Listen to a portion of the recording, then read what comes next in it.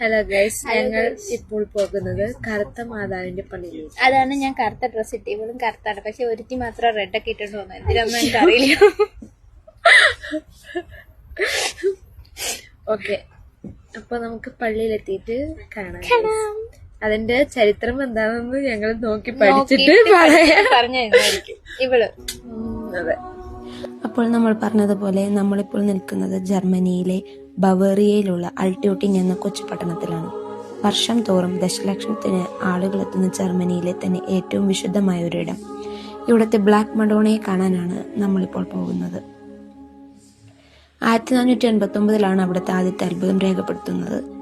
വെള്ളത്തിൽ വീണ് മരിച്ച ഒരു ആൺകുട്ടിയെ മാതാവിന്റെ മുൻപിൽ കിടത്തി പ്രാർത്ഥിച്ചപ്പോൾ ജീവൻ തിരിച്ചു കിട്ടിയെന്നാണ് ചരിത്രം പറയുന്നത്. അവിടെ നിന്നാണ് ഈ കൊച്ചു ചാപ്പൽ ലോകപ്രസിദ്ധമായത്. ഈ രൂപത്തിന് കറുപ്പ് നിറം വരാൻ കാരണം നൂറ്റാണ്ടുകളായി ഭക്തർ കത്തിച്ചു വെക്കുന്ന മെഴുകുതിരികളാണ് എന്നാണ് പറയപ്പെടുന്നത്.